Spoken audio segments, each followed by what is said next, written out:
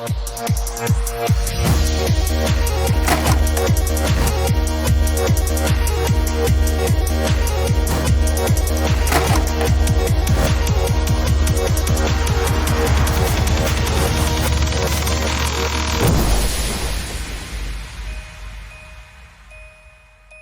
and welcome to episode 2 of the Old and New podcast. We are back. It is content season.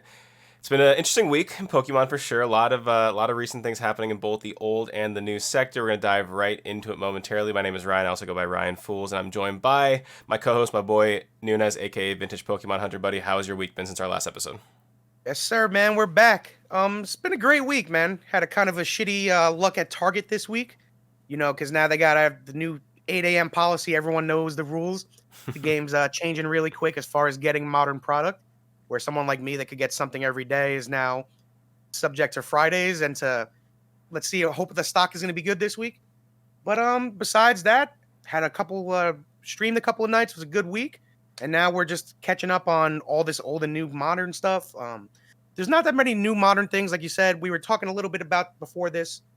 Chilling Reign, what is actually going to be in that set and the new Japanese sets that got announced this past week. And we'll jump into that. But where do you want to start here, Ryan, today? Yeah, I mean, as always, man, we're going to start with the old, and I guess I want to get this out of the way first, because this is one of the topics we had, and it's like the sad topic, so I think we should probably start with this one, just to say our piece on it. But I label this on my notes, right? I take a lot of notes before we're going to talk about it. I label this as like Gary's Pokemon funeral, right? Because I'm not sure if any of you guys saw, but Gary, aka King Pokemon, put a video out recently basically saying that he's going to take a lot of his heavy hitter Charizards and he's putting them in storage what seems like indefinitely, right? He was basically saying that he showed them all on camera, and he said that this is potentially the last time he ever touches them, that it's, he's been taking them out for appearances, taking them to shows, letting people take pictures with them. Yeah. But he's no longer going to be doing that. He's going to be going back to his famous locked up storage and put him away for good. And it just like made me sad, like, because Gary's obviously like an icon of our hobby, and I mean, for one, to just the flex aspect of like, oh yeah, I'm gonna put all these 6 different first ed PSA 10s away, but 10 shadows real quick, like yeah, he couldn't even hold them in his hands, right? Just all the CS 10s, and then he pulls out the pristine. And did that hit you like it hit me? Because I was like, man, like this is like I feel like I'm at a funeral right now. I remember, like, pretty much in that same point, like that day that it came out, I remember I watched it a little bit later on. I was like, bro, this literally feels like a funeral. What the hell? It's like kind of sad. It's almost to the point where like you could tell he's happy about the hobby where it's gone, but now it's the point where like you actually have to be concerned about the well-being of yourself. You can't just be carrying around $4 million in Pokemon cards everywhere you go. At that point, you're kind of becoming a target. You're too public now, and I think that especially with the recent thing that happened to him with getting hacked on Instagram, he kind of is aware now that people are they're looking at him. There's eyes on him to the point where maybe someone like him, he's just genuinely too nice. Like you said, how many times has he pulled out these cards? And I've seen it on Instagram, multiple people taking pictures with it, taking pictures with the first edition box.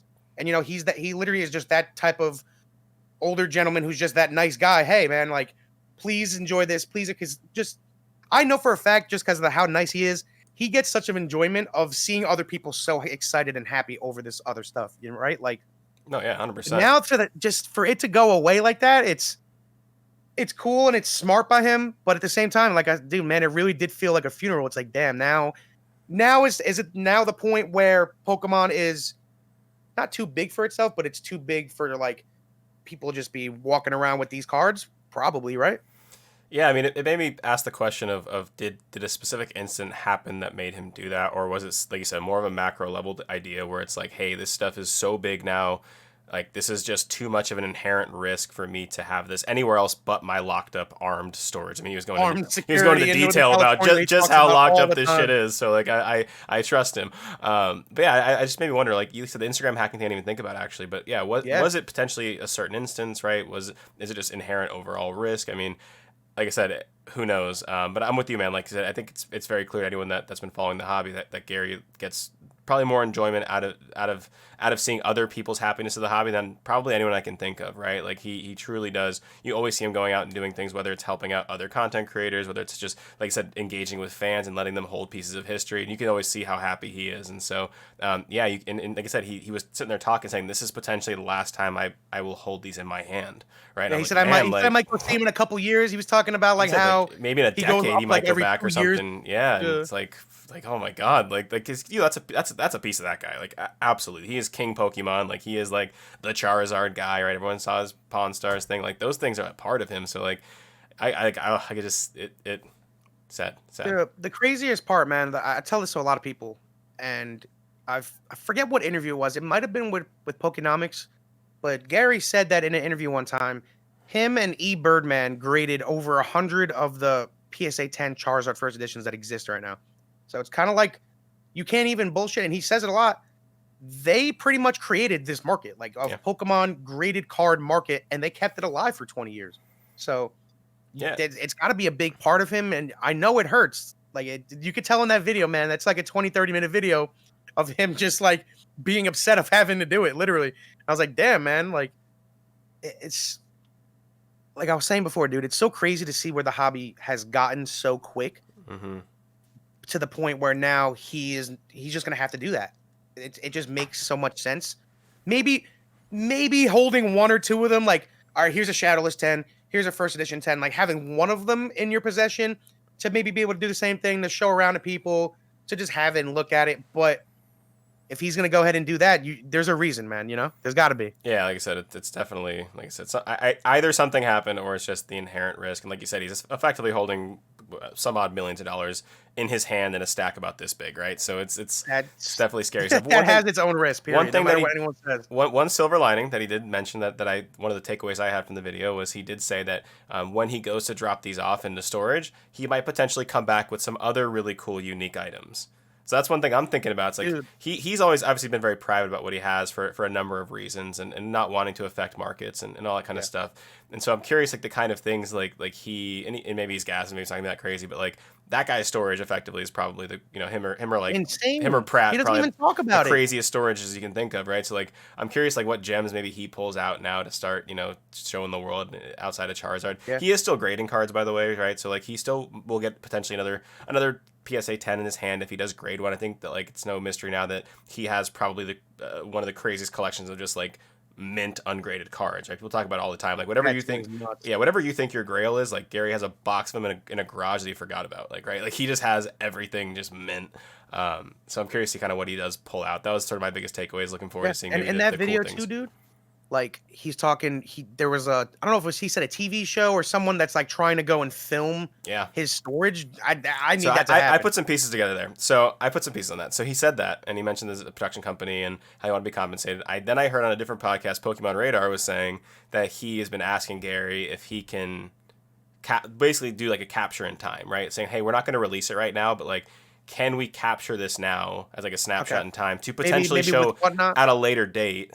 Like similar to how like the Jordan documentary, right? The Last Dance, all that footage was captured back then and wasn't shown until like last year, right? So 1998, he's had it in storage. So I could see a world where maybe that's who he's talking about, and he's very obviously cool, he's very close at Radar. Obviously, they do the podcast together, and if you haven't watched the King and I podcast on Pokemon Radar's channel, you should definitely watch it. It's really cool. Those guys are both just I'm waiting, awesome guys.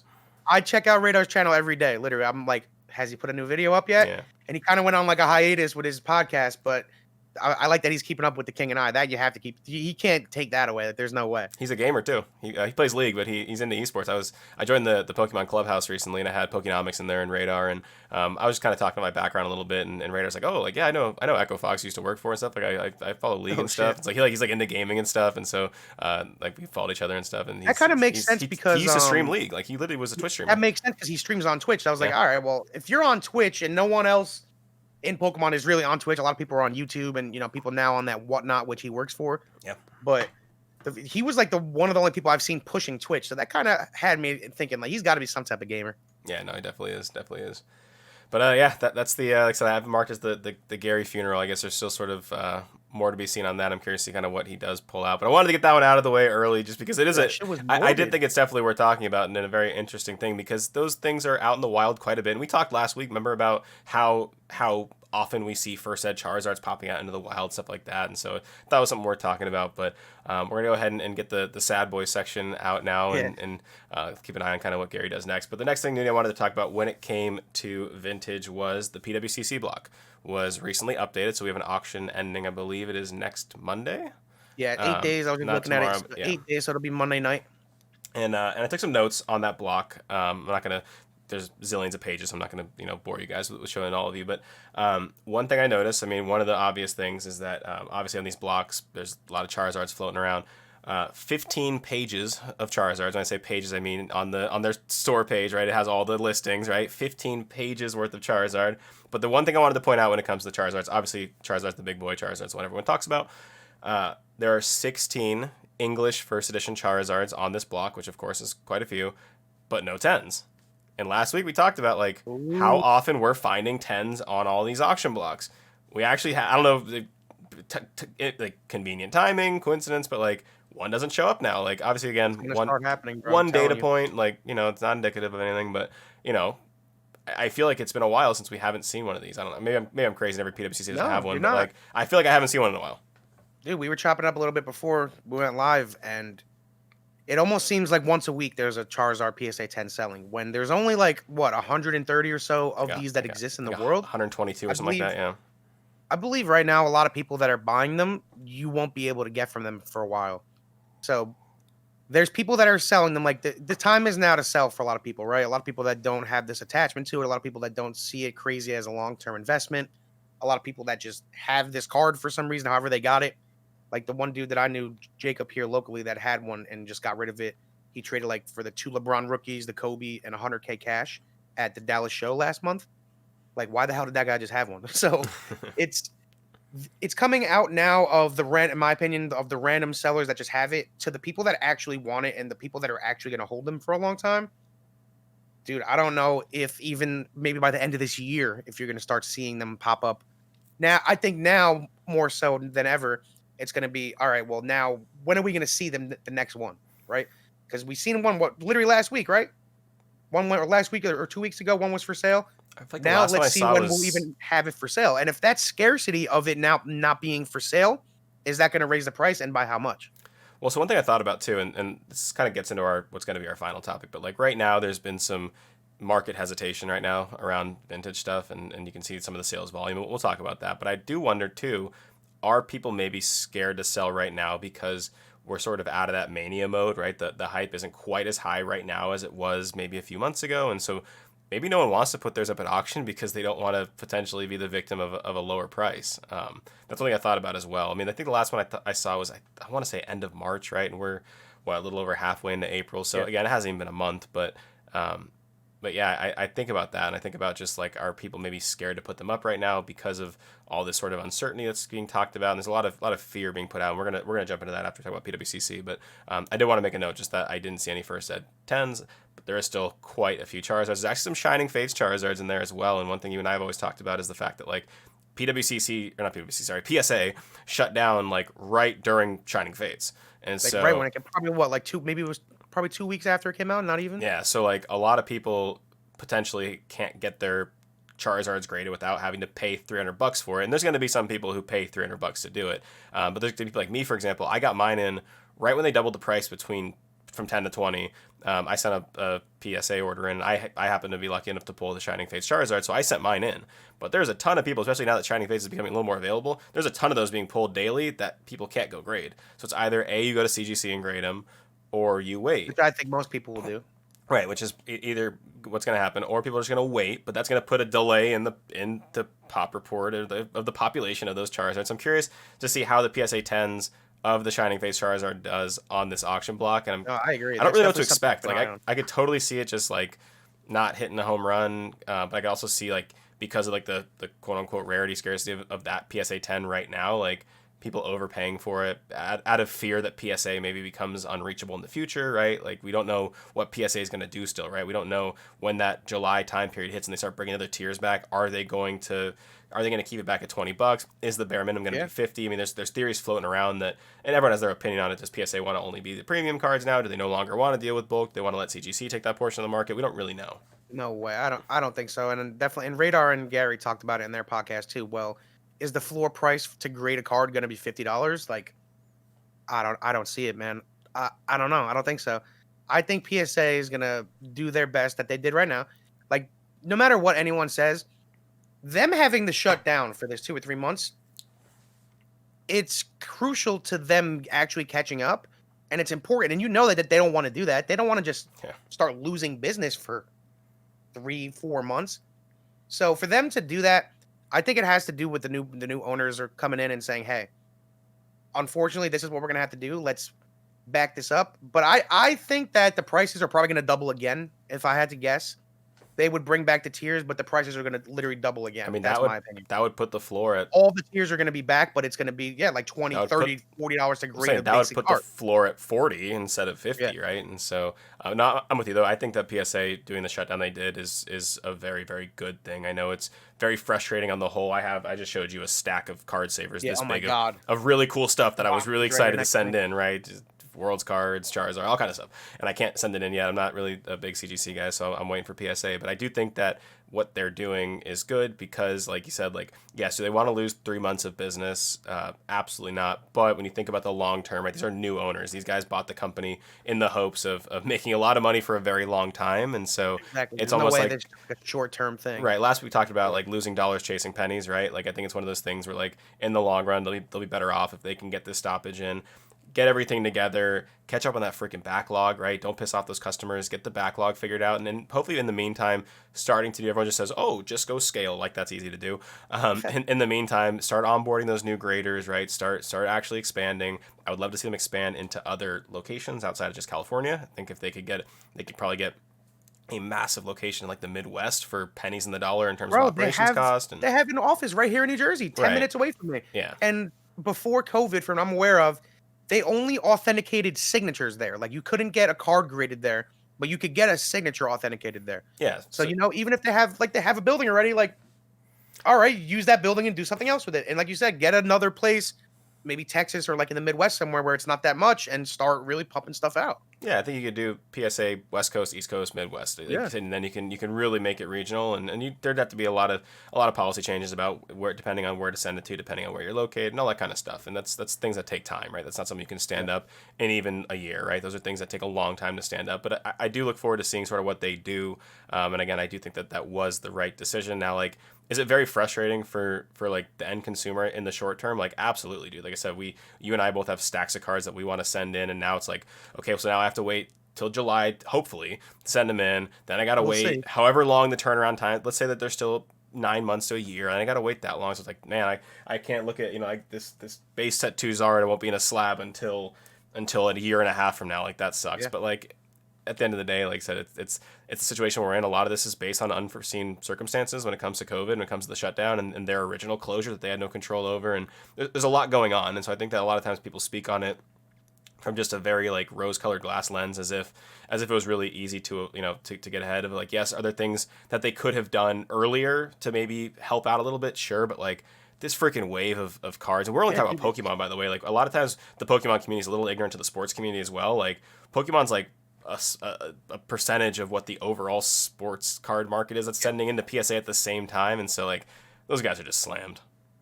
I believe it was another Radar podcast. It might have been Radar and Gary King and I, but they were talking about one of the reasons why PSA shut down is because they literally don't have space to put anything. Literally, like, that's how much the cards is really there. Cards, package is this big, right? And so like if you're getting, you have to separate shit so shit can't be together. You know, think about like Legos or something, right? Like if you have 500,000 Legos, you can't fit them and you can't always fit them in a box this big, right? If there's too many Legos, no matter how much you stack them and no matter how much you push them together, right? Like it's funny. I don't know why I picture like what I have behind me, but just a million of them in a warehouse.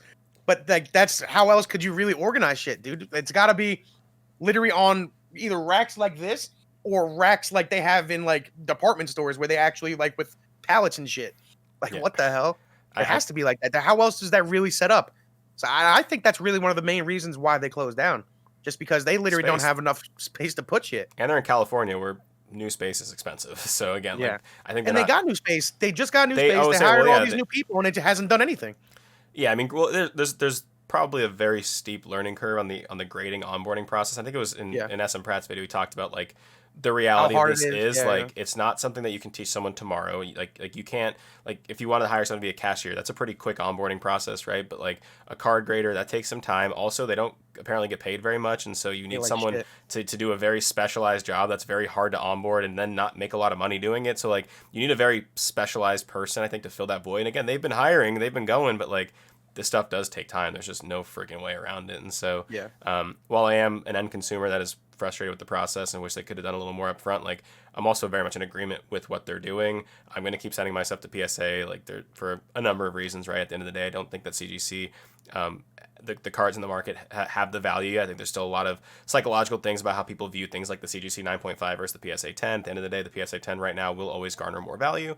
yeah, So there's the value side of it. I don't like. I just love the PSA slab look still. I know there's the labels maybe could use a little work once in a while, but I like that general look of it, and so I'm personally gonna keep doing it that way. But yeah. And I'm not a fan with how strict CGC is being.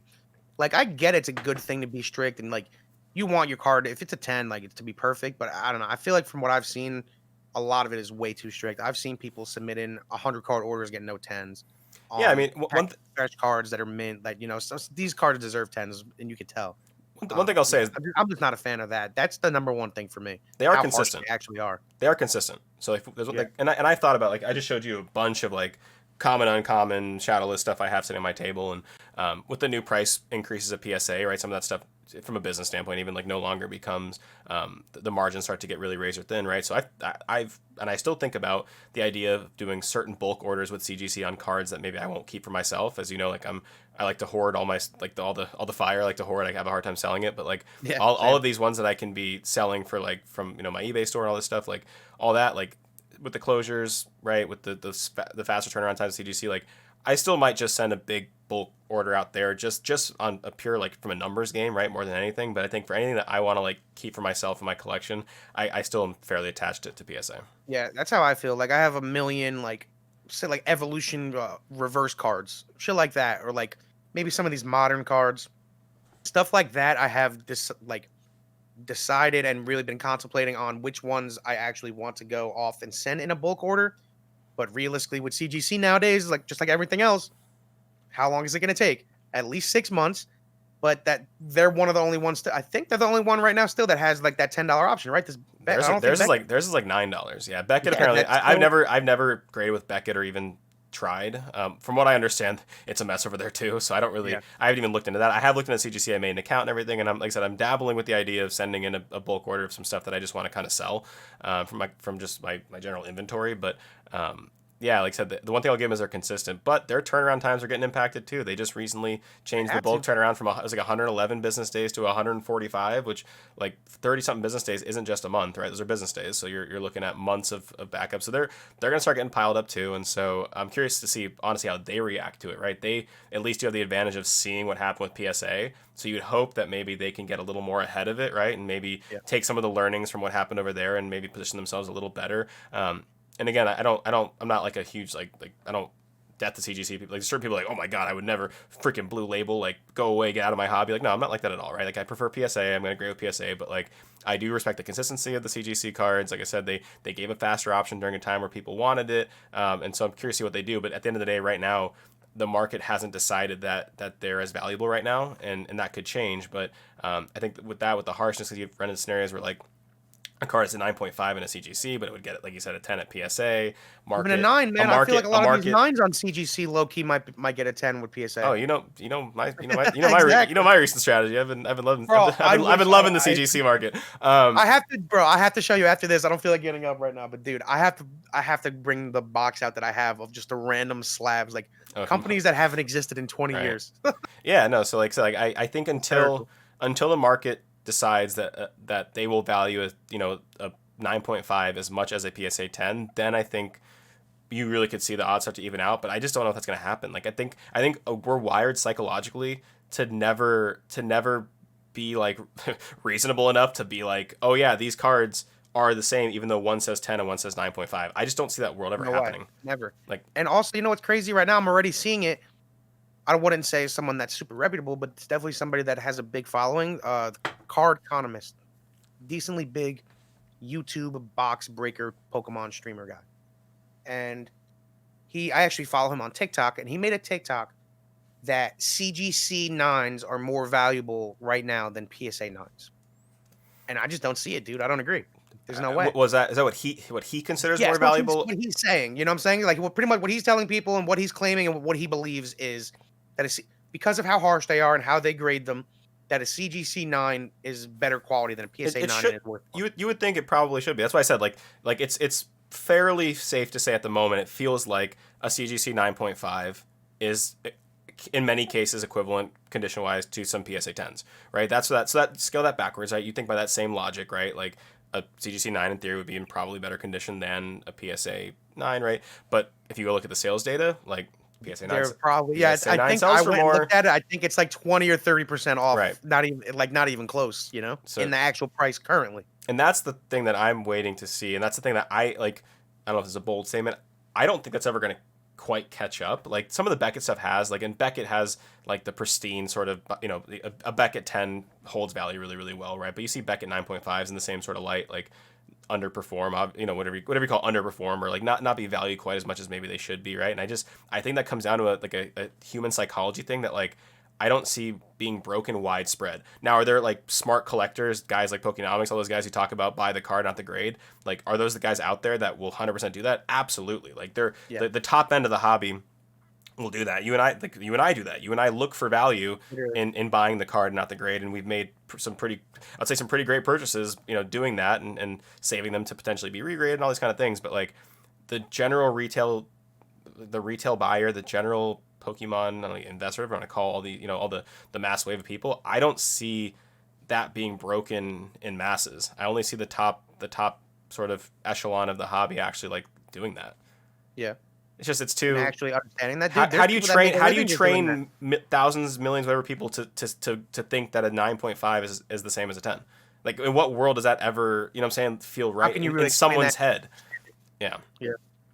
So again, that's the only way, I guess, just if you can understand just how harsh CGC is and how maybe lenient and one-off PSA can be. Like I said, what I love about CGC is you cannot argue their consistency. Like, not at all. Big PSA guy, I still think it's just too harsh. It's like too much. Well, it's almost like they're pop controlling with how and I don't give a shit when no one says all these companies pop control.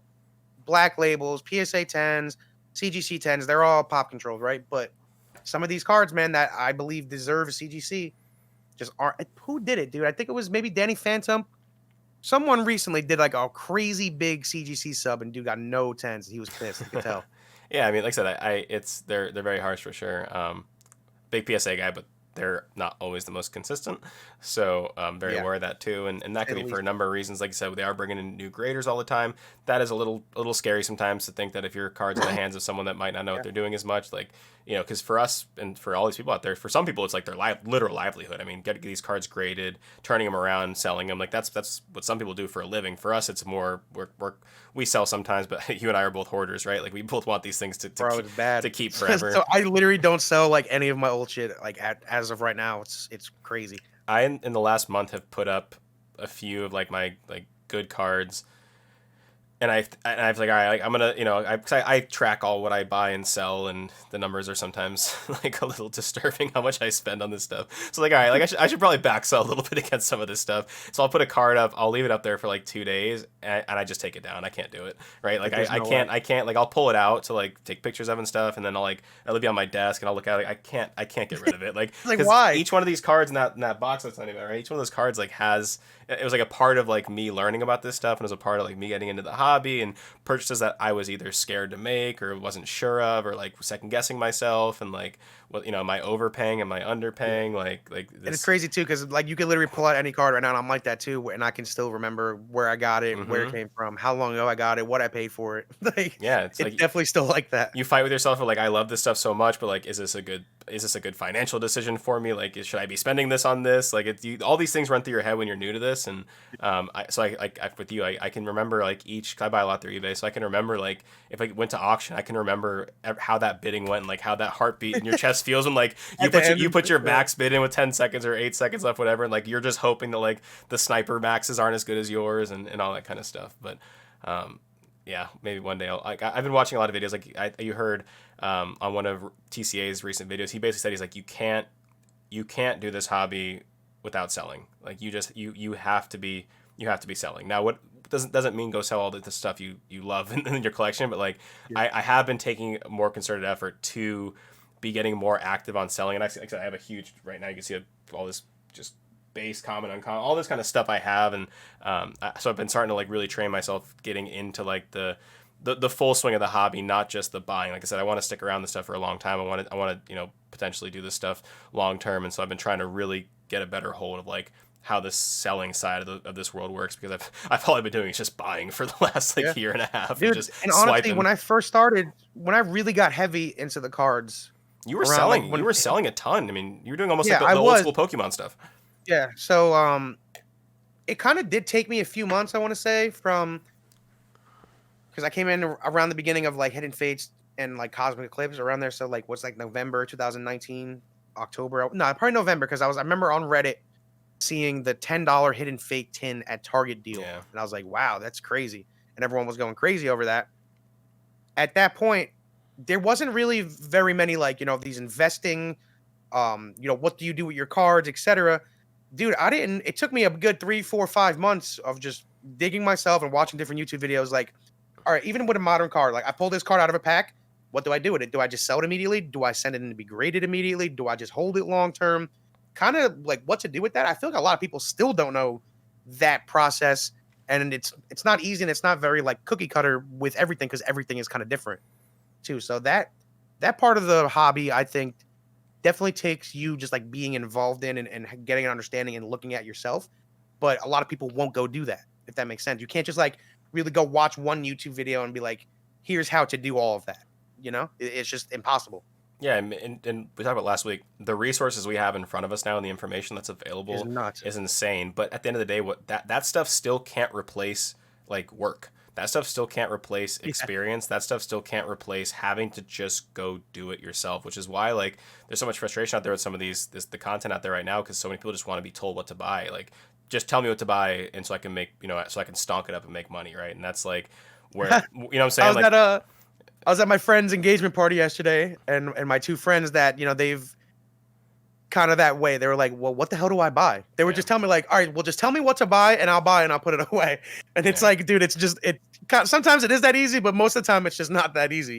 Yeah, no, for sure. And like I said, it's just like anyone tells you even before like Pokemon stuff. I think if like some of the general rules of thumb, they're like if you're planning on investing in something or planning on learning whatever it is, like you need to spend like a year's time learning it. And like at first it sounds crazy, and then like I talked about last week, I've been in this now for probably a year and a half, and finally feel comfortable. It's like that rule of thumb is very true, Yeah, right? to be Like able to comfortable to like get on camera, talk about it, and no, I don't want to say sound like you know what you're talking about because we actually do know what the hell we're talking about for the most part. But to be able to sound professional and not just be like, well, I don't know anything of that. To actually have an idea of what the hell it's you're talking about. Yeah, I mean, on camera, off camera, just the Yeah, idea that to feel confident in decision making, right? So, like I told you, I used to be scared shitless to make certain purchases because, like, I really wanted it, something grabbing from my childhood. Did my research on it, like, okay, this isn't a stupid decision, right? I'm not overpaying. I'm doing the right thing. But then, like, you still wonder, like, am I not? Like, second guessing yourself, just did not doing it. was it what am I only looking at my price history based on one sold listing once? Like am I saying, like, so like there's a lot that just like we probably second guessed a lot in the beginning, and now just because we've both done it for enough time now, again, just feeling confident enough to make decisions, right? That's which is like Yeah, the most baseline thing possible, right? The most baseline thing to do is make decisions, right? And then of course getting on camera, talking about it.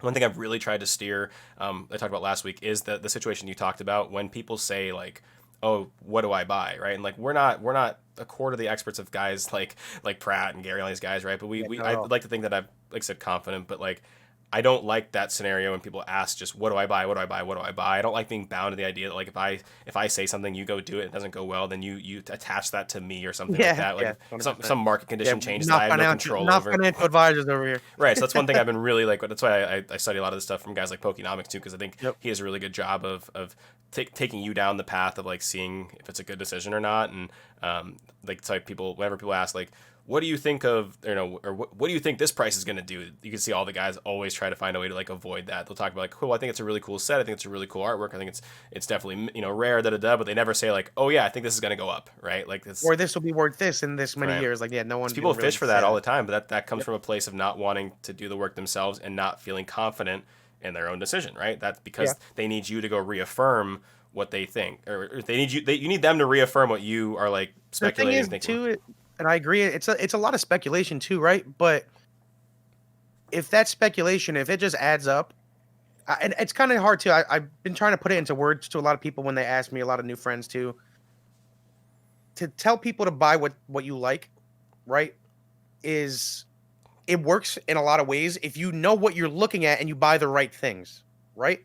But like, all right, say like you buy what you like Raichu, right? So for you going off and buying just some random Raichu card from 5 years ago versus you going and buying a PSA 10 Raichu from 20 years ago, there's a difference, you know? Mhm. There's a difference in that level of knowing what you're looking at and what to actually buy versus like, yeah, you could buy what you like or you could buy what's going to make you the most money, but you could take it and kind of do the same thing if you speculate the right way. But the thing is, too, I feel like a lot of these old school guys, they speculate and they kind of all have the same agreement.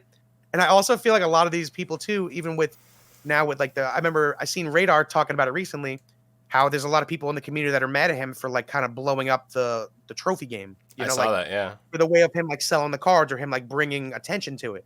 So that makes it harder on other people, which I can understand. But at the same time, it's also kind of a good thing that he's doing, bringing attention to it. Other people can get involved in it instead of just these people that are only on E4, hoarding, trying to buy them all. Yeah, I mean, There's like a double-edged sword kind of.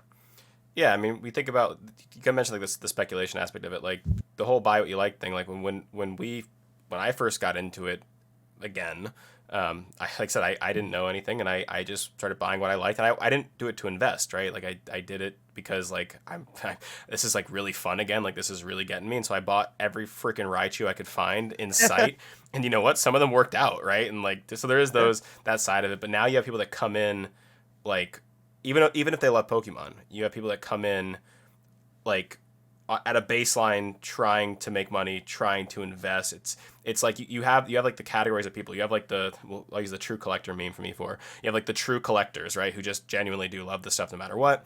You have the people who are like in the middle who love Pokemon, play all the games, do all the stuff, but absolutely are trying to make money. And then you have the people that don't give a shit about Pokemon that are just coming in here, even learning the game, even playing the game, Make money, though. but just trying, what I said, like playing the investing game, playing the market game, but just are here to make money. And so like people right now seem like they're coming in droves of the middle one, right? Like when we first jumped into it a couple years ago, it was like this is freaking awesome and fun again.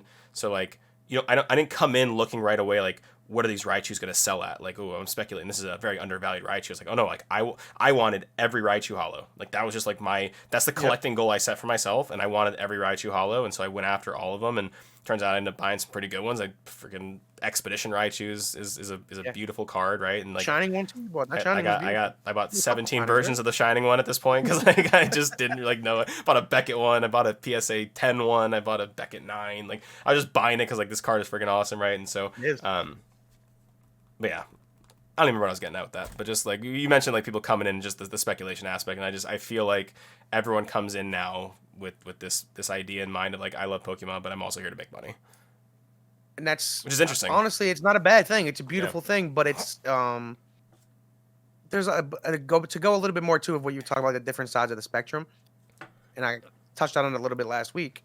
The baseball people, all the sports guys that I know, and we're gonna call them scalpers just for the sake of it because they are all damn scalpers. I love them all, but all these sports guys like they only grab Pokemon just to flip it. So now like they're not like this set right here, no Charizard on it, and no really a value of it. So what do you call it? Battle styles. It's gonna be on the shelf. Like it even from the day that it came out, there was hundreds of packs on the shelf for people to get. So That's another thing I like that I'm a little curious about in the future. Well, is the set only going to be popular to people outside of the ones really paying attention to Pokemon if it doesn't have a Charizard in it? You know, like the EV set that's going to come out. Not so much Chilling Reign.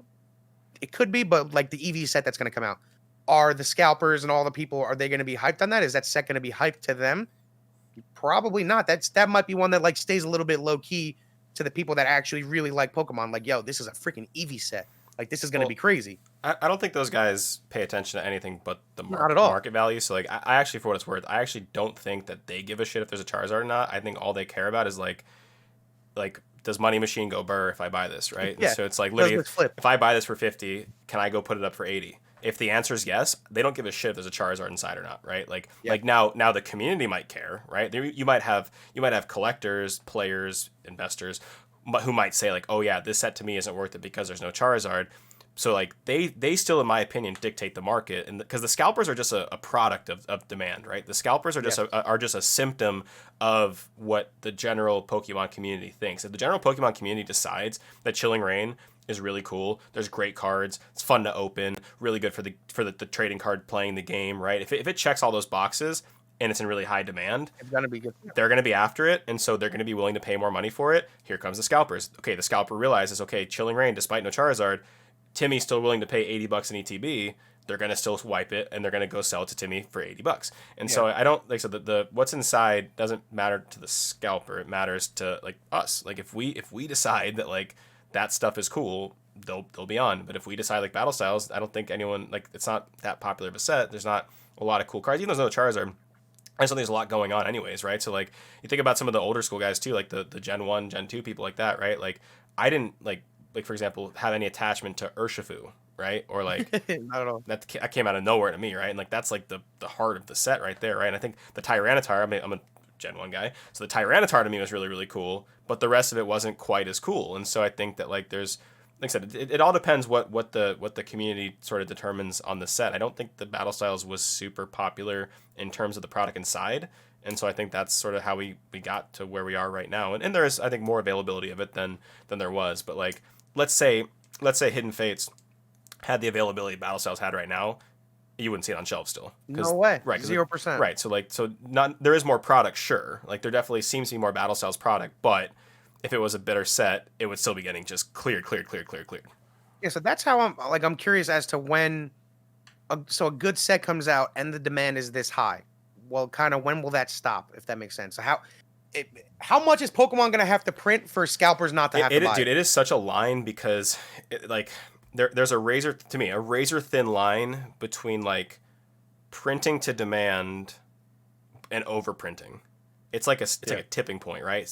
The next thing you know, like you're printing to demand enough to where, and they're afraid, bro, because it happened to them already recently, like 5 years ago. You run into the roaring sky scenario, right? Yeah. And so like it's a razor thin tipping point to me, and so like I don't hope we get back into that whole scenario. And but yeah, I'm like I said, it seems like they're almost like slowly ramping it up over time, which is probably the best thing. Like honestly, what they need to do is get on the phone with Japan and say, hey Japan, just like, how do you do this? Because Japan is just incredible at this, right? They like print to demand perfectly. Their releases are like just razor, just perfect, just a nice, clean everything. Yeah, but now, dude, even the last like 2 months, man, the demand is getting up there in Japan. It's harder to get Japanese cards now. I actually had a middleman guy out that lived in Japan that used to be able to get. I used to get boxes for $65 a box. That doesn't exist anymore, bro. That's impossible. Yeah, because people used to just be able to go to the Pokemon store. If you lived in Japan, you could just go to the store, buy it, and then ship it out. Like it was that easy. And they were buying boxes for $50 US. So even 65, that was a good price getting it here in the United States, where most of those boxes are probably $80-$90 on eBay. Now even that dried up. So like I just had to put an order in from Plaza Japan. I put in a decent order, but now it's like that's the only way really to be able to get Japanese product is to get through these like bigger websites. Yeah. So it's kind of like everyone's getting them for the same price. And it's really hard to have even a Japanese like plug or connect or whatever right now, which is crazy. Because like you just said, dude, it was for how long did Japanese just have the supply available? It's literally up until like a month or two ago, like probably maybe 6 weeks ago, which is also kind of crazy. So let's see like what they do over there. Are they going to ramp up it over there or what? Like they did a good job printing Shiny Star V. They didn't I was gonna overprint it. say They like, there was a ton of demand for you Shiny know, Star V, and they handle that with I would say nothing but perfection and grace. So I'm pretty confident that they got a good thing going over there, and they got an ear very low to the ground. They seem to just really know exactly what the community wants, how to deliver it. So I'm pretty confident in what Japan does over there. So hopefully they take a page or two out of the book over here. It always feels like we get kind of like the leftovers. So I'm hoping that does change. But we'll I guess all we can really do is see, right? There's obviously a new set coming out, and we'll yeah, kind of see how that goes, and we'll continue to monitor battle styles. We're going to talk about Shining Fates when we kind of jump over to the new section. But the last thing we that I wanted to get into with the old, and it's kind of a macro level thing, so maybe it's a good segue into the new, anyways. I'm seeing a lot of videos recently. I'm seeing a lot of talk, and this is nothing new, about like the crash, right? Like this is it almost happening? like fear It's spreading happening. around like the crash, right? And there's what everyone's pointing to right now is the sales volume chart from PokemonPrice.com, basically just showing that it's there's a couple spikes here and there, and then as of recent, it's like a downward dip of just basically purchases, right? So the graphs go down both on amount of money sold and then just physical product or physical items sold as well. And these are PSA graded cards, but people are starting to use that as like is this finally the crash, right? Is this finally happening? Is it retrace times? Everything going to start blowing out? And like you're seeing all these videos flying out everywhere, people just talking about it, pointing to the graph. Oh my god! And so I felt like we should Yeah, probably talk about it and maybe break down what it may be. The things that people always turn to first is like everything's opening back up, so everyone is now going to do blank instead of buying Pokemon cards. There's no more stimulus announced. Like there's a lot of factors that people are kind of throwing out, and so I wanted us to talk about maybe what we think could be the reason why this is happening, and then B sort of just ask the question of maybe what's next. yeah. So in my opinion, I think that it's really, I think the 25th anniversary hype that everyone thought that was really going to happen and keep driving the market. I don't want to say it was underwhelming because Pokemon did a great job of it, but it's almost like in the last 2 months, no, there's been like no at all talk of the 25th anniversary. They're kind of like Yeah, slowed down the hype train on it. I think that earlier this year there was a lot of hype going into that 25th anniversary, assuming it was going to continue out through the year and everything's just going to keep going, keep hitting these all-time highs. And then once that didn't happen, we talked about a little bit before about people being a little bit afraid and don't want to put their cards up for auction. I think that has to do with it, a fear of like not putting your cards up for sale and having it go for a lower price right now. But I also think it might have to be with a lot of these big time players that are after these big time cards that we're really keeping an eye on, like the Charizard first edition, etc. I think that a lot of the big players at those big high realistic numbers have already got what they wanted. So now it's more of like people aren't going to go out of their way to pay up a crazy amount for some of these cards. That's kind of how I'm looking at it. Maybe like that kind of makes a little bit of sense to me. I also do believe that nothing can keep going up forever. Talk about this all the time in crypto, especially like Bitcoin just can't keep going up forever, right? Like Pokemon, it just always can't keep going up forever, even though sometimes it seems like that. A lot of people talk about, is Pokemon too big to fail? Some people don't think so. I do believe it is, um, to fail completely for at least 20 to 30 years after they stop making Pokemon. It doesn't look like they're going to stop making Pokemon anytime soon. So I want to say for at least the next 50 years, I would say that Pokemon is safe. But there will be dips, and it's not just going to be all new all-time highs. It's kind of something you're going to have to keep up with, kind of like the stock or the crypto market. And I believe that it'll be something that's here for a long time. But what do you think about it? What do you think? Why currently right now it feels that way? It's kind of in like a down slur. It doesn't even seem that way because the graphs and the prices are kind of proving it. It's definitely a thing. It's definitely real. yeah, for sure. I think markets are cyclical, right? I think that like you said, it can't always go up forever, and I think that Yeah. sometimes you have the message being sent out while things are going up, that to the moon, to the moon, to the moon. And so when you're having that narrative pushed down your throat all the time, it's when something doesn't go to the moon or something does take a dip, it's like the world is shattering now, like because oh my god, like but I was just told over and over that it's going to the moon, it's going to be so high and invest, and now like there's a lower price, like oh my god, like I need to just dump everything in sight. And you see that with crypto, and you Yeah, people uh, panic through it all the time. I'm the Panic worst. sell is I'm crazy. the worst crypto person of all time, so I know exactly how that goes. In the stock market, all these kind of things, you see that sort of general human activity, right? Sometimes we're wired, and we make decisions out of fear. And so I think that there's those scenarios. I mean, there's the variables of like do the PSA shutdowns have anything to do with it? I don't know. I'm not that phased by it. I don't know what it is. Like, I'm just not that phased by it. Because I'm just I'm personally focusing on more of like the fundamental, older, rare, minter, better type stuff. Because while you see certain things go down, we always talk about like what's going down. Like, okay, like base, fossil, junk, whatever. It always ends up being like the big popular ones that see the dips that freak everyone out. And so, certain cards are still hitting all-time highs, right? Certain cards are still seeing huge boosts. Worlds cards, I love Worlds cards. Worlds cards are having a moment and seeing bigger and bigger prices all the time. And so it's like, I don't know, like, I guess I'm just, my general feel of it, I'm not that phased by it. I don't like this like fear pushing narrative all the time.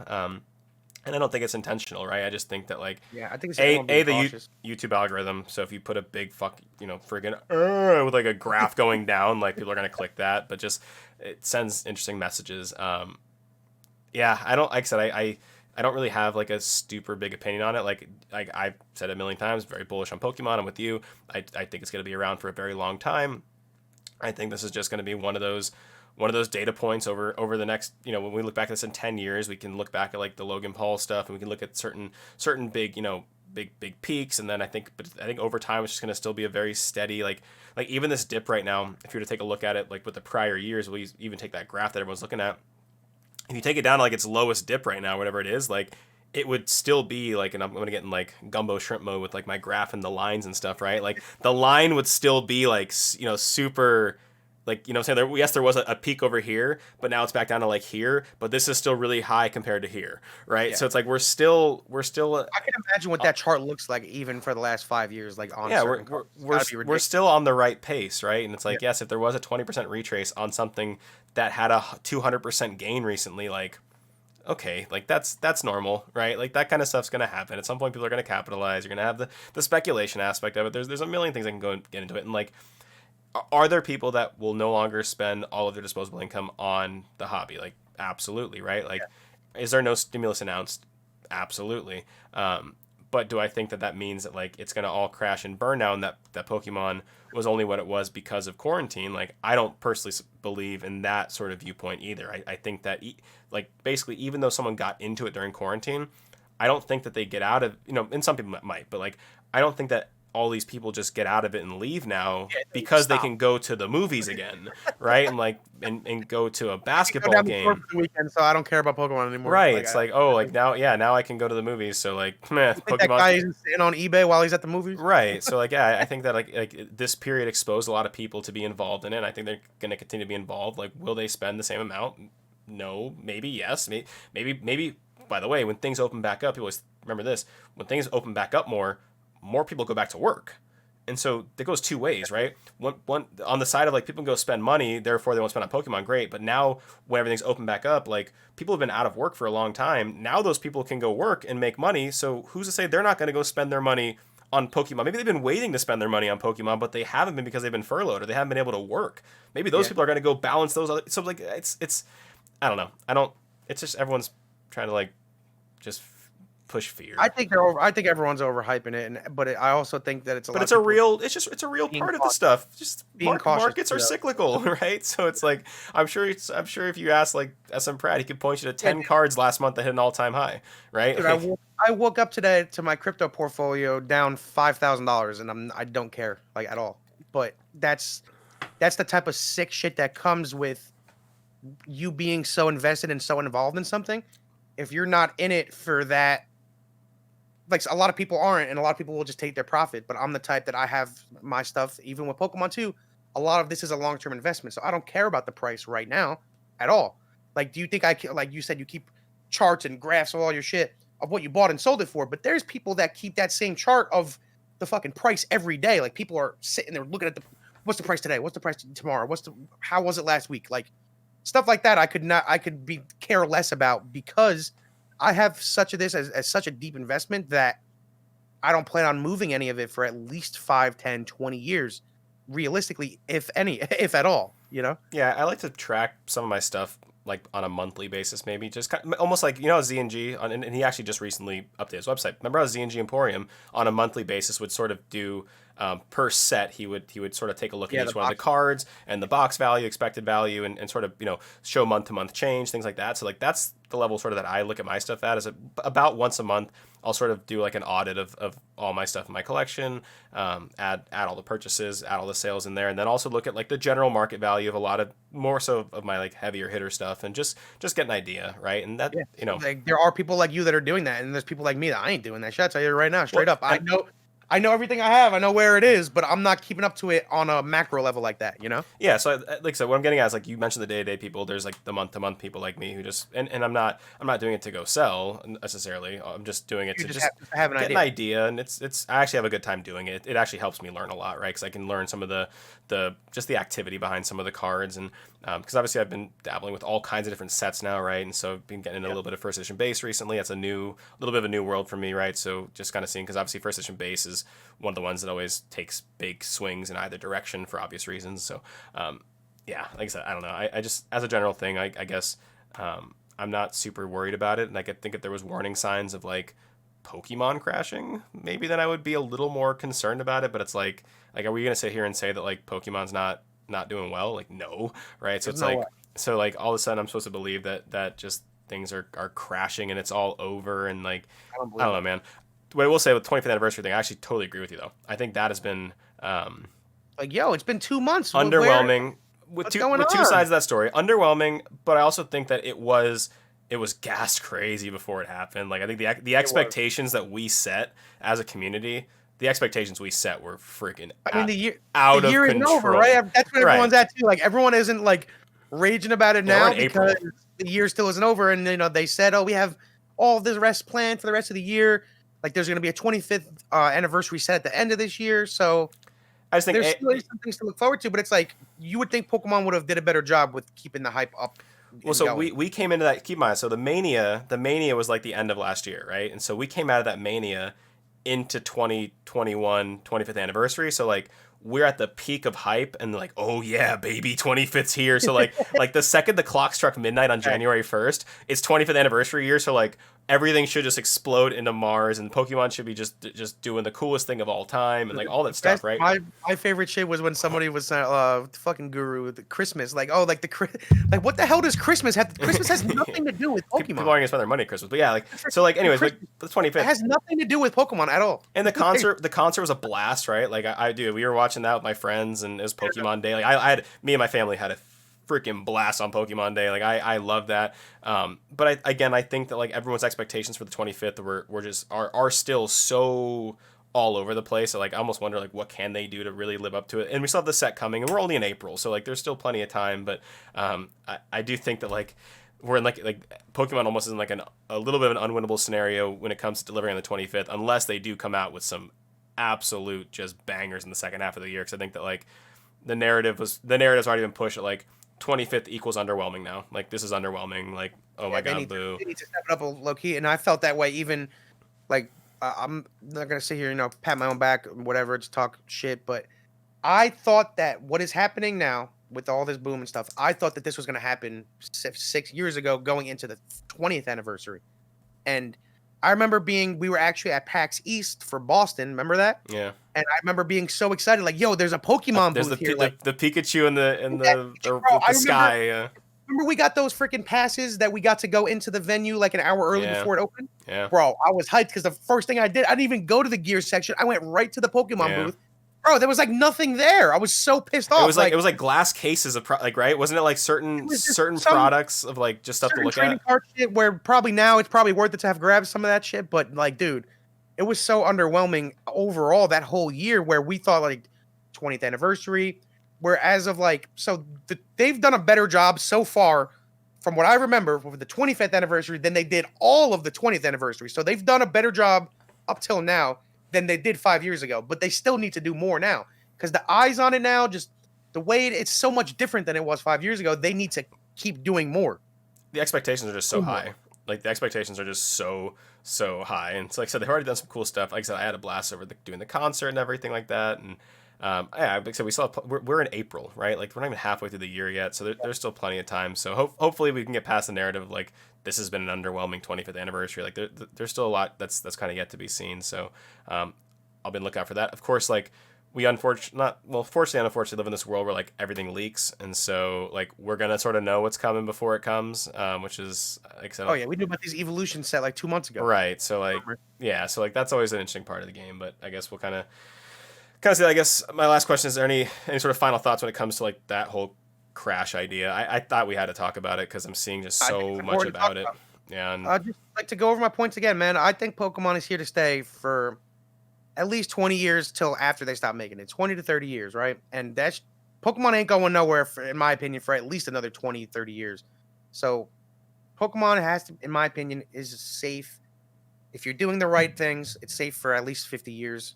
Where who knows if we'll be alive in 50 years, you know? So, yeah, like, realistically, dude, I'm 30 years old. Am I going to be alive in 50 years? I hope so. yeah. I'll be 30s. Just turned 29. It's you say 30 because it gets scary at that point. Dude, But I turned 30 in like 2 weeks. This is yeah, bro, actually scary. yeah, But if it's now getting generational, like to go into sports a little bit. Sports are generational, right? For how many years now? Sports has been around. Collecting sports cards has been around for over 100 years. So you want to say, sports cards are like maybe fourth, fifth, sixth generation at this point. They could be. Where as far as the first real generation of Pokemon just passed and just started having kids, so I believe now is like the second real generation of Pokemon. I've seen genuine interest from little kids, 6 to 10 years old. I've been around them. I've seen them still obsessing over Pokemon. I just think it's in a great spot as far as even just that, dude, at that basic level of how popular it is, the next generation, just looking at sports cards and kind of comparing it to that. Whereas far like I have my sports card binder right over there from when I was a kid, and I don't give a shit about it at all. I wish I had my Pokemon binder, yeah, like yeah. stuff like I can definitely agree with that. No, for sure, man. Like I said, I'm just I've sort of taken this almost like the Rudy sort of alpha investment sort of strategy. I don't call it that, but just kind of stay the course, right? Like I said, yeah, these things aren't going to just be a one-way ship upwards to the moon. If that's what you think, like that's great, but just to me, it's a very basic. Markets are cyclical. Like this stuff's due to happen. It's happened in the past, right? This isn't even new activity. We've seen this kind of activity in the past, and so yeah, I'm with you, man. At the end of the day, like if you believe in the IP, if you believe in Pokemon, if you believe in the franchise, if you believe in the cards, if you believe in all of it, like you'll be fine. Just it's not worth getting stressed over. And I think it's important to point those things out. I think it's important for people to learn that, right? It's important for people. So like while I don't like the fear being spread like wildfire, I do think it's also important for people to see the reality of what can happen, right? That way it can maybe position people a little better for future sort of market activity. But yeah, like I said, I just thought it's something that we should talk about and give our opinion on. So we will close out the old side of that. It's been about an hour, so we'll take some time now to talk about the new. So there hasn't been that much going on in the new on the modern side. The newest thing that we did see was that Silver Lance and Jet Black Spirit have been leaked on PokeBeach. You can see the card list there. They do not have the secret rares there yet. I believe those are going to start to come out somewhere in the ballpark of like Tuesday or midweek. But we get a glimpse now into sort of what I believe is going to be Chilling Reign, and so we can start to kind of sort of to put the speculation hat on. Now I told you things leak now. Put the speculation hat on, start to kind of look into this set and maybe just get an idea of how this set's going to do, right? Some of the cards look pretty cool. I was yeah. We were just glancing over yeah, a little bit before. The Celebi looks dope. The beautiful. Blissey looks super dope. They got a Metagross finally. So there's a lot of Pokemon. Even like Tyranitar in this last set wasn't, it's a Pokemon that doesn't get enough love that is pretty popular Pokemon. And I feel like Metagross is one of those too, where Metagross is a super popular Pokemon, but doesn't get a lot of cards, doesn't get a lot of love. That's cool to see. It's also pretty crazy to think some of these Japanese sets, like they are combined of 3 different sets. So that Chilling Reign is going to include these 2 sets and also Matchless Fighters. Fighters. So I think Chilling Reign is going to be a solid set as long as they pull all of these really solid cards that they've had in this new stuff that's released, especially Lance. That Celebi VMAX is probably my favorite one that they've announced so far. I'm hoping by the way of there being a VMAX, there might be a Rainbow Celebi in that set, which would be pretty cool to chase after. I really do love the Galarian Birds, all the alternate arts too. I think that Chilling Reign is going to be an awesome set, but I'm looking forward to because I'm going to grab some of these boxes for my live stream. We'll break a couple of them and see how they are.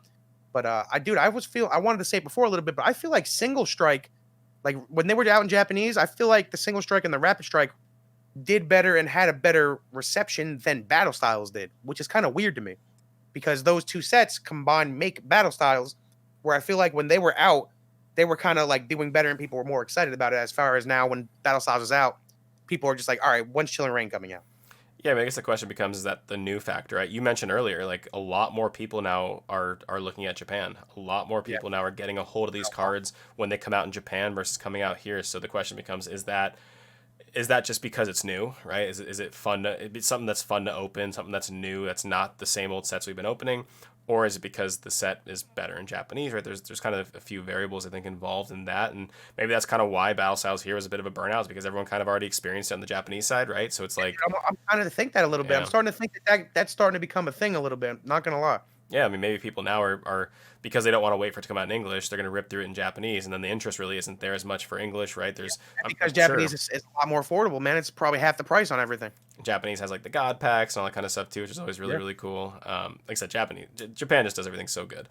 So it's like I said, I think people turning over to that side of the hobby is definitely interesting, and I'm curious if it has maybe an effect over it. I mean, I think when you have like a set like Shining Fates, I think that one, it was going to do what it's going to do. But I think when it comes to these like general sets, like you said, there's going to be what matchless fighters, Matchless Silver fighters, Lance, and and then Jet Black Spirit are all going to jump into Chilling Reign. I think that'll help, right? I think that having all those things coming together into this will help, because you have like seemingly a widespread variety between like the Galarian birds, obviously the Celebi stuff, the alternate arts. There's a lot that should mix into that make that one exciting, but we haven't seen the secret rares yet, right? Those could blow out the gate. So yeah, I don't really know quite what to expect still.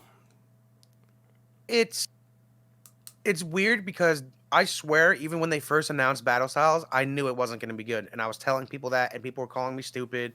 Pokemon's too big right Well, the now. Urshifu example I gave you is like, to me, is like the telling tale, right? Like Perfect someone like me example, who's pretty exactly. engaged with this, like has no care connection to that at But all. then something like Matchless Fighters, or something like when it comes out here in English, Chilling Reign, where it could be like, the premise of the set is kind of the three birds, where that like I really think that that's important, and Pokemon does a good job with it for the most part of keeping the old school relevant even with through the sets. So like perfect example would be Hidden Fates versus Shining Fates.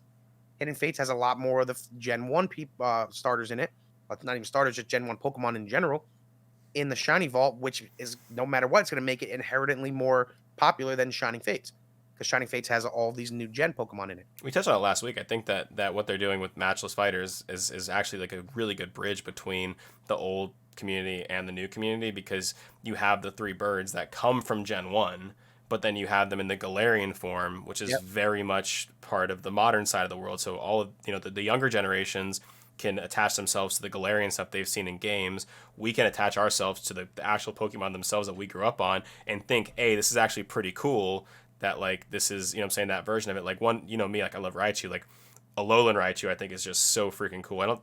There's not that many cool cards of Alolan Raichu yet. There hasn't been one that's like a banger for me. I have some of the new modern stuff, but like I think Alolan Raichu is freaking awesome. And so like I think that idea of these alternate sort of forms of these Pokemon really bridge the gap. And I think also that's what you see with like when it comes to these shiny Pokemon, why like the Hidden Fates, Shiny Fates do pretty well, is like that whole shiny ball idea, seeing Love these that. other Pokemon in these other forms, even Yep. though it's just like a shade of color, like just it does so much to us, like Exactly. psychologically. And so um yeah, like I said, I have pretty high hopes actually for Chilling Reign. I think that it seems to be very widespread, right? It's not Champion's Path, for example, that was just like zeroed in on two of the same Pokemon. And so I think that it's seemingly widespread. I like that it bridges the gap between like the DLC also in the game, right? Obviously, it has to do with some of the recent expansions in the game, which I think you and I both need to go back and play. So I Dude, I have, need to restart Sword and Shield. I yeah, literally am just gonna stream it and just restart it all for real. yeah, no, I'm feeling the I same want to thing. like actually enjoy it. I liked it. I mean, I played it obviously all the way through and had a really good time. And I worked on the Pokedex a lot after, and I sort of got burned out on trying to complete it all. So I have to go back and finish the Pokedex. I played Sword, and Maya played Shield. But yeah, I want to play the DLC for sure. And yeah, like I said, I just think this set, I think, seemingly is going to do a good job of sort of having something for everyone. I don't think Battle Styles has something for everyone. Yeah. So I think too, since we're coming off of Battle Styles, people are gonna be looking forward to something new. But I also feel like a lot of people are gonna be sleeping on how good Chilling Reign might like really be. Also, I've heard that the distribution of this set is really weird as of right now. Like a lot, Hmm. but when I heard, months before Battle Styles came out, I heard allocation, like people were getting, they were guaranteed their allocation. Allocations were looking great. So that too, kind of the allocation thing of it, hearing people that they might not really know how much they're actually going to get of this, that made me like, all right, this set actually might be good if they're not going to like distribute it kind of how they did with Battle Styles, where this was widely available 4 months before the release, Yeah. from what I'm aware of. Yeah, it seems like there's a lot of like circumstantial differences, and again, the set doesn't come out for a long time, right? So we still don't know what's going to happen Yeah, over the 2 more months. course of like the next 2 months to determine Yeah, sort of what the availability is going to look like. I have heard some of the stuff about how it's being allocated and the potential sort of supply of it, but that's all subject to change over time too. We don't really know sort of as this stuff's very true. all kind of constantly evolving. So I definitely have my eyes sort of just continuously watching that. I'm excited for the secret rares to come out. By the time we do our next episode, in theory, the secret rares will probably They'll be be out. out, so we can probably talk about those next time too, and maybe that can be almost like the final stamp on like this is, you know what I'm saying, like almost like the stamp of approval of like we think this set's Like, all gonna, right, this set's you gonna know, be solid. it's gonna do it, right? Because like I looked at the mat or the battle styles one, and I didn't think it did it, but so far I'm seeing all the things on the right track for this one. So I am excited about it. Speaking of modern sets, I know you wanted to touch on Shining Fates. We touched on it a little bit before, but I know you wanted to kind of just have that conversation, almost like the kind of constant state of Shining Fates, right? When it comes to these sets like Hidden Fates, Shining Fates, we don't ever actually know when they're going to stop printing them. So I think this is going to be very much an ongoing conversation, right? So I guess we'll our weekly Shining Fates update. So from what I've been seeing, is Shining Fates is becoming a lot more available. As far as even like sports guys and resellers not grabbing it, just a lot more product in the store. People being able to grab it. Also, even at like the streamer level, I've seen a lot of streamers go from having it at $18 a pack, $14 a pack. Now it's down to like 12, 10. Some people got them for $8 a pack, which is a good thing to get people to open it because there are still people that just are in a scenario where you can't get product at all. But I have seen it get into a lot of people's hands. I've seen people enjoy it. It's weird because I feel like the Charizard in the beginning of the set was being pulled a lot more than it is now. I have not seen the Charizard being pulled very often recently, where I have one friend that pulled like 8 by Mm-hmm. himself, literally one of my friends, Peter. Actually ridiculous. But the thing is too, is I feel like more people are also enjoying it a little more now. Whereas I guess because it was so damn expensive when it first came out and people were so pissed about not being able to find it, it was kind of like putting a little bit of salt on the people and they weren't really feeling it. But I think now it's more of established as to where it is. I feel like that price point of around $10 a pack is going to stay.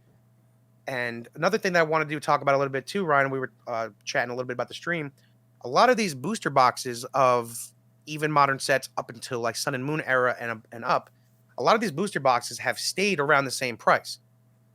Cosmic Eclipse around 500, Burning Shadows around 450, Team Up around 800, stuff like that. As far as maybe the last month or so, so that's definitely something to keep an eye on. Is the price of these modern booster boxes, which some of them have seen the crazy amounts of gains on. They're starting to bottom out now, so that's definitely something to keep an eye on. I don't think that that's going to crash, but I think that that's definitely something that is not alarming to me, but definitely surprising to me, to say the least. Yeah, so the last thing I did have on our list for the new was the booster boxes. So Okay. we can go ahead and sort of open that can of worms, right? You're definitely right. So I have some of my notes. I have Burning Shadow sitting around 450, Cosmic Eclipse sitting around 525, Team Up sitting around 815, Unified Mind sitting around 300, and then XY Evolutions. I don't know if these are just like bad sellers or something like that, because you're seeing some XY Evo boxes still hitting that $1,000 mark, 950, but you're starting to see some sell for like 600, like an occasional sale for like 800, like 700, like these Maybe some weird. people are dumping them off. I don't know if maybe someone just doesn't quite know the value of what they have when they put it up, or whatever it is. I'm going to assume if there still are those recent sale points of near $1,000, it's still probably safe to say it's probably the area it's sitting in. But yeah, I mean they are seemingly, and you pay attention to this side of things way more than me, but it does seem like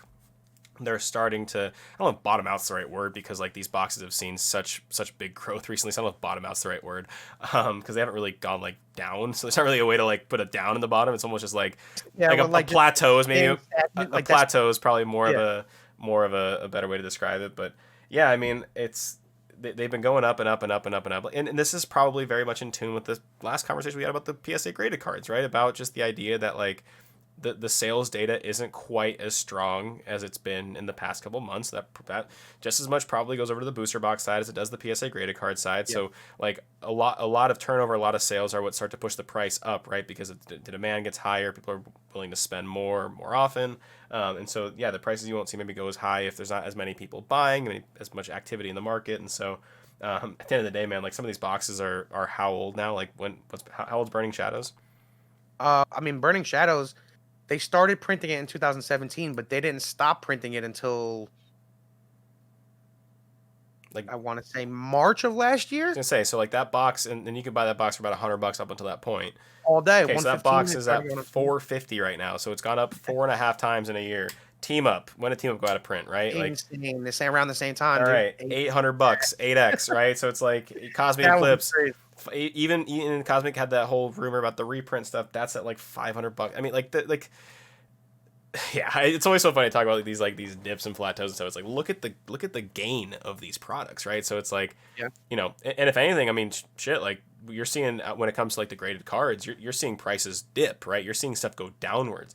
Like we're talking about plateaus here, right? We're talking about stuff just not going up, right? We're not talking about going down. We're talking about it simply like Oh, actually like taking a breather and sitting back for a second and just kind of holding its value. And I think on the sealed box side, I think it's gonna almost always, like I said, be a bit of a safer. I think it's gonna have less volatility, obviously, since it is sealed, it is held, it is I whatever it have is. seen a lot of even still to this day, a lot of these older people that are only buying and selling older cards, they're like so ignorant to this modern sealed product. And while I do agree that there is a lot of it out there and a lot of people are holding sealed product, I don't think that that's the case as far back as even what we were just talking about. Like Burning Shadows was printed in 2017 until March of last year, but no one was really buying that set to put it away. And same thing with Cosmic Eclipse. Cosmic Eclipse wasn't printed but the difference between that set and something like Cosmic Eclipse is Cosmic Eclipse was only printed total for like 6 months. Something like and Unified Minds that came out a little bit right after that was only printed for like 6 months. And when we go, Pokemon opens these new facilities in a year and a half. I've seen Rudy talk about it a bunch. How far back are they really going to go? I don't think they go far back as Cosmic Eclipse. There's no way. I don't think they touched Sun. I think they start with Vivid Voltage. I think that's where it starts. I don't think they touched Sun and Moon. Like why? Like that Yeah, doesn't make any I don't think sense. so either. We're in the Sword and Shield era. Like I could see them starting with like Sword Shield base. Like Yeah, but the maybe. thing is, right now, and to counter that a little bit, is dude, the last right now set that's in play is Cosmic Eclipse, and that's right before Sun and Moon, Sword and Shield base. So I don't think it makes any sense one to of the print. biggest decks, literally the most popular, biggest deck right now in the card game is Arceus Dialga Palkia, and that's Cosmic Eclipse. So once Cosmic Eclipse goes out of rotation, that's going to change the whole game. So there's certain people that think that they're going to keep that in just because that deck is so prevalent in the card game.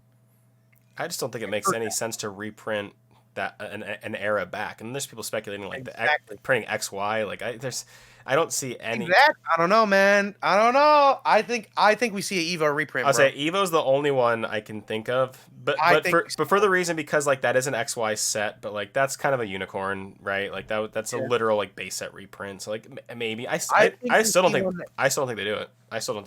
I think we see one in November this year, like before the end of this year. I think with the 25th anniversary, it's going to change it up a little bit, but I think we also see like a crazy big reprint of Evo to go like alongside that. That's my opinion. Maybe. That's just a random guess.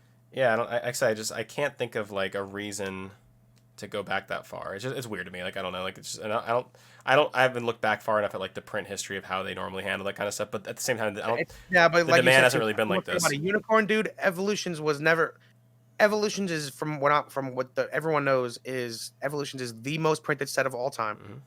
And they printed it for almost 4 years in a row, 4+ years in a row, and it was one of the last sets to actually finally come out of print. A couple months ago. That's why the booster boxes are $1,000 now. I just think that since they already did it so far, even into last year, that it just wouldn't be hard for them to continue up doing that. As other sets are, that's just going to be so ridiculous because why are we, like you said, why are we going to go back to Cosmic? Yeah, a whole other era. There's like this rotation. Keep in mind the rotations in like the promo boxes too and stuff like that of how they rotate packs into the. It doesn't feel like jamming Evolutions back in the world is something that's gonna happen. I don't. I could be.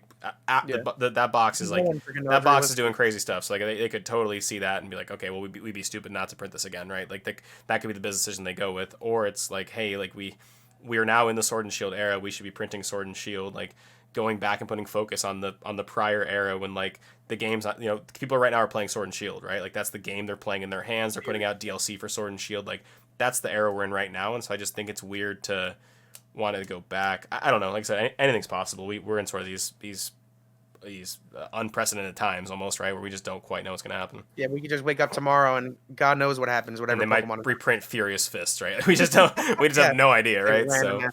Um, so yeah, that's my thought on that. Any other modern things to think about, or is this looking like that time?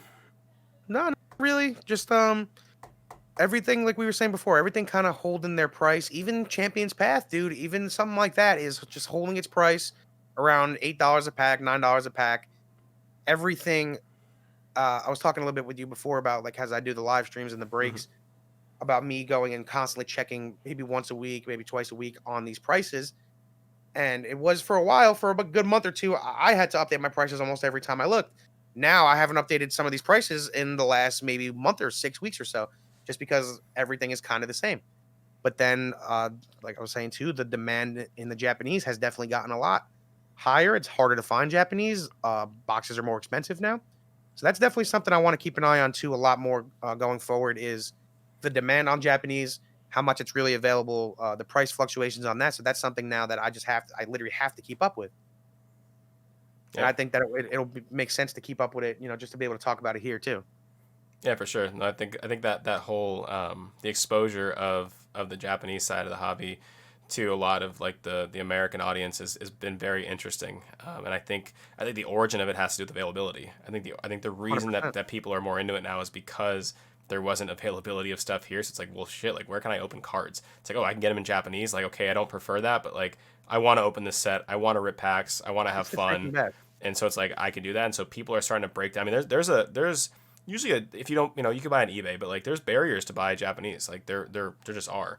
And so you could obviously do eBay and pay a little over what you normally would, but like it's not as easy to go buy that stuff as it is just to find whatever you want, on the North American side. So at least when things and you're dealing with shipping too. That's the real big thing, right? So like I said, there's hurdles, there's barriers. It's not as clean of a process of going to your local card store, picking up a box, and going home with it, right? So like there's barriers there, but people are seemingly willing to do it, and that to me again is just another example of like the demand, and another example of just that people want to experience this. People want to open packs. People want to enjoy the hobby, and so. Dude, I watched this kid on Instagram yesterday opening up Korean Shiny Star V and like Chinese Cosmic Eclipse, like just whatever the hell they can get their hands on. It seems like at this point, right? And that's again like when we talk about this, like, oh my god, is it over for Pokemon and stuff? It's like, dude, like you see how much people still love this stuff, man. Like it's one last. And bro, Snap comes out in 10 days.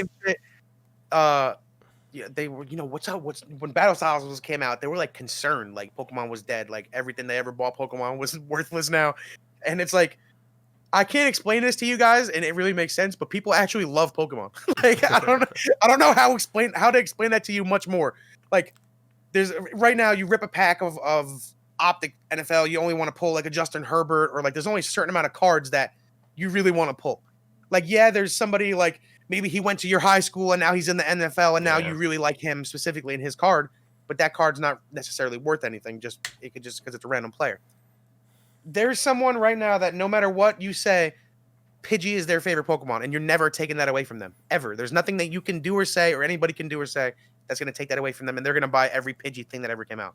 Yeah, stuff like that, and that exists for almost 1,000 different Pokemon. So that kind of, I think, is still a little bit undervalued, underappreciated. That, sports, there's only this many chase cards, this many chase people, and then in Pokemon, there's how many different chase Pokemon and how many cards of that Pokemon. Well, sports almost tells you who to like, right? Like sports pushes the people in front of you that you're supposed to like. Right, and they push the stars in front of you, and the media obviously only worries about certain people. When it comes, NBA, obviously you have like your LeBron James and Kevin Durant, and all these guys, right? And like in sports, we're just kind of like told who is cool and who's not. And in Pokemon, that's not really the case. Like I said, in Pokemon, there's huge audiences for so many people, and you could say like the same idea, like, well, the starters are the stars, right? Charizard is the the LeBron James and Blastoise is the guy. All these, you can make those same kind of cases too. But like there's celebration of all these other Pokemon. Like, okay, we'll just take Silver Lance and Jet Black Spirit. There's like a VMAX Sandaconda, right? Like that's not a superstar, right? But like there's celebration of that, and so I think that's one thing too, that Pokemon is just I guarantee much you, more there's widespread, much more celebrated, and bro, you get to kind of like who you like. There's someone in the world that's their favorite Pokemon. Yeah, There's no way. absolutely, and they're so psyched. And like one great example was I've seen the content creator, he goes by Speed. He was No. on Pokenomics channel, and and this is Blaziken's a popular Pokemon, but he's like a massive Blaziken fan. So one of the recent sets like had like a big feature on Blaziken, like that was like that was like the creme de la creme. Like nothing's gonna be cooler than that to him, and so that's the case across the board. I think when it comes to Pokemon, there's someone out there for everyone. You get to kind of like who you like. You're not just, you don't have just one thing always shoved down your throat. Yes, you can make a case Charizard, but Charizard's like, he's Michael Jordan. Like at this point, it's like you can't Michael Jordan kind of defies all rules. Charizard's kind of the same way, but yeah. What I'm getting at is that like with sports, like I said, you're almost just kind of told who you're supposed to like, and in Pokemon you get to make that choice. Which I actually think is better Mm-hmm. long term. And to go into that goes a little bit more into the topic of, will Pokemon be bigger than sports? Probably not, but will it be able to compete with it at a realistic level? I think so eventually.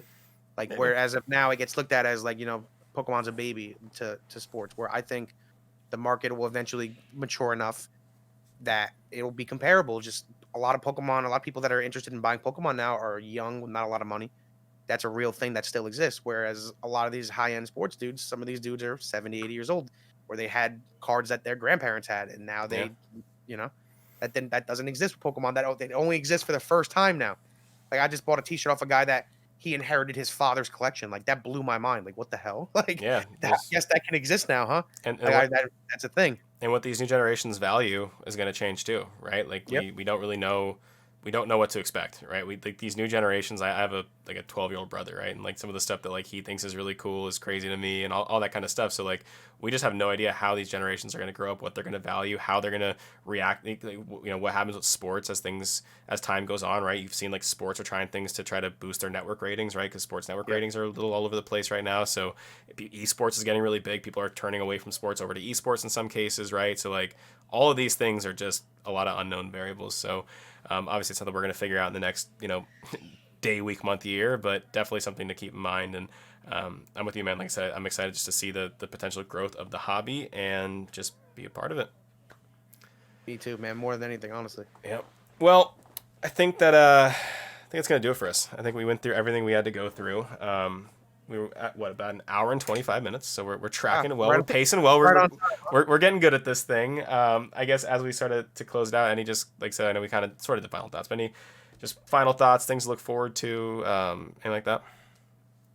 I really enjoy doing this every week. This is it's cool to just go and talk, especially with someone like you, just back and forth of kind of different opinions, kind of different, but it's very similar at the same time perspectives of it. And I do like doing this. I look forward to doing this every week. For real, this is like we record on a different day. We set it up whenever the hell we do it, just to get it out on that Monday and really be engaged. I wish there was a little bit more to talk about new side this week. Just nothing really happened besides the announcement of those two new sets. What am I looking forward to this week, dude? I'm looking forward. Actually, I said I put in a big order from Japan. I'm looking forward into getting some of these Japanese sets and really starting to integrate that into my stream. I'm excited about. I've seen a lot of these streamers. Some of these people open more Japanese than they do English now, just because Japanese is more affordable, so people have easier access to it. You could spend $30 on packs and open 10 packs instead of spending $30 and opening a pack of what do you call it? Like, let's say Evolutions is $20 a pack on most streams. There's a difference between opening 10 packs and opening 2 packs to a lot of people. Even if it's the same set, even if you're only really going after one card, a lot of these people everybody honestly would rather open 10, 20 packs instead of opening 2 or 3 packs of something. Just makes sense. So it's kind of cool to rip them, and I've definitely enjoyed getting Japanese into my stream. I'm excited to get some more English over here. I was telling you too, I've been looking at a couple of cards that I'm definitely interested in. Always looking for vintage Pokemon, random stuff, t-shirts and stuff. I got a couple t-shirts this week I'm excited about. I don't know if you've seen, I got the fire red and leaf green, the promo shirt from the Pokemon Center. Just random stuff like that I'm always on the search for. What about you, man? What have you been looking at recently? What have you been buying? What are you looking forward to? I'm looking forward to just looking at things again. I've been last week I was so busy. We had a Fortnite Wait, event that we recently did on Friday, and then obviously we operate the whole Gears, Pro League and everything like that. So we just had just show after show after show. Meanwhile, I'm prepping for a Fortnite event. I'm doing 2 different games at once. Obviously, my team isn't very big, so we've just been working our asses off. So I haven't had a chance to look at anything. I haven't had a chance to like even shop around. Like I said, I haven't even had a chance really to fully comb through the PWCC blocks. I want to go through that and start to tag things that I'm looking forward to and keeping an eye on that. So I'm mostly looking forward to getting some catch up in. I have a lot of cards you can't really see, but a lot of cards spread out on my table right now that I'm my off cam right now. yeah, that I'm gonna go through and really sort through. So I'm just excited to have some time to do it. So by the time our next episode's there, I'm sure I'll have some cool updates. Obviously, when we film, will be either the day before or a couple days before the PWCC blocks. We can do sort of one last preview as we start to see some activity come in, some of the early bids. I always find it interesting to see some of the